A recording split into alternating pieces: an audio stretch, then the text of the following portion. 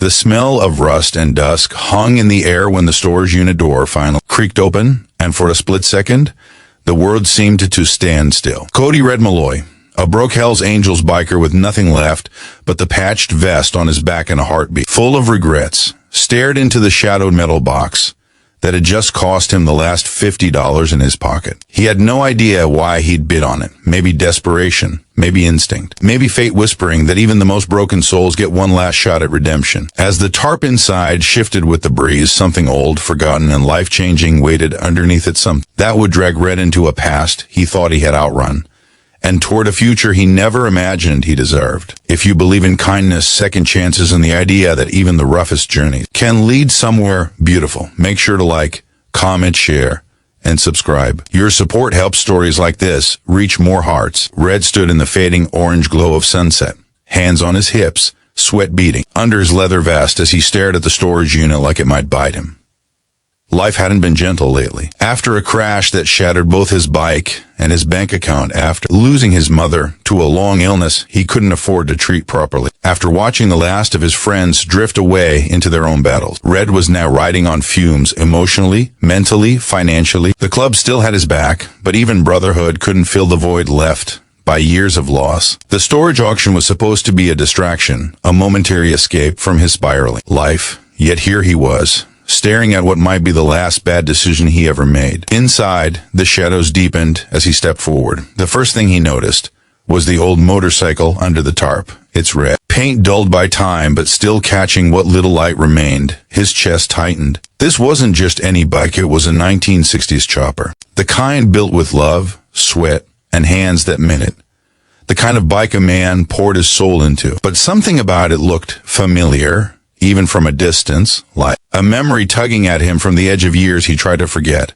Red pulled the tarp back slowly, and dust danced into the air. The old chrome caught the sunset, glowing faintly like embers of a dying fire. The license plate stared back at him, and Red nearly dropped to his knees. It was his father's plate. The same numbers he'd memorized as a boy, while handing his dad wrenches in the garage. The same bike that had been sold after his father's death when Red was just 17, lost to the world and angry at everything in it. He had spent years searching for this bike, and had long given up hope of ever finding it again. Suddenly the world blurred, and Red swallowed hard, blinking rapidly as grief mixed with awe washed over him. This bike wasn't just metal and parts.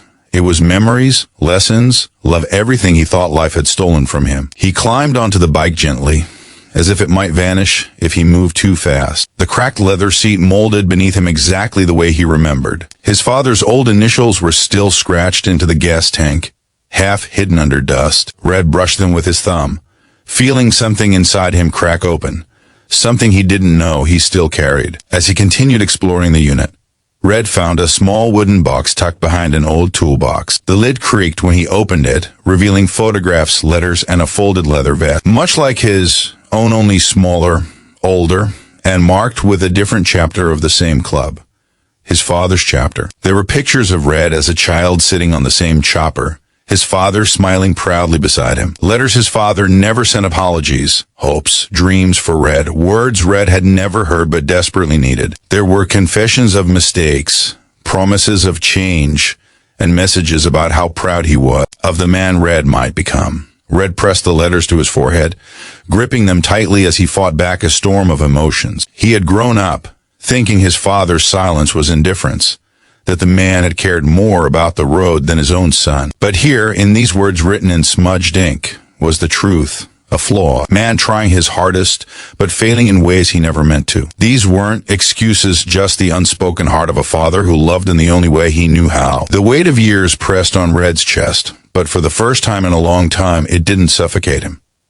It grounded him, anchored him. He felt something steady forming inside, something he thought he lost. The night he crashed his bike and the world went black purpose. With renewed clarity, Red pushed the chopper out of the unit, wheeling it into the fading sunlight. It wasn't running it hadn't in decades, but he could already hear the phantom roar of its engine, the echo of his father's laughter, the sound of a second chance calling his name. Red made a silent promise right there in that dusty lot.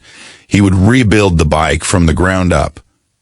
Not for the club, not for the road, but for himself, for the boy he once was, for the father he never got to truly understand. In the weeks that followed, Red poured everything he had into the restoration. He sold what little he owned, worked odd jobs, and spent late nights in the garage, greasy and exhausted, but alive in a way he hadn't felt in years. The club brothers helped where they could, lending tools, time, and quiet moments of camaraderie. Word spread, and what began as a solitary act of healing slowly became a community of support. Each bolt tightened, each piece polished, each part restored felt like stitching together the torn fabric of his life. By the time the bike finally roared to life, its engine shaking the walls, with its raw, powerful growl, Red stood beside it with tears in his eyes.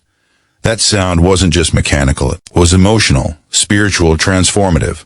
It was the sound of redemption. He took the bike out at sunrise, the golden light spreading across the empty road. As he rode, the wind filled his lungs like a breath of rebirth. And in that moment, Red understood something deeply. The past may shape you, break you, and even haunt you, but sometimes it returns not to hurt you, but to heal you. If this story touched your heart, don't forget to like, share, comment, and subscribe. Your support helps us keep creating stories that move and inspire. Before we end, comment below. What would you have done if you found something from your past waiting for you in a forgotten storage unit? And with that, Red's journey reminds us of something powerful. Sometimes the thing we think we've lost forever find their way back exactly when we need them most.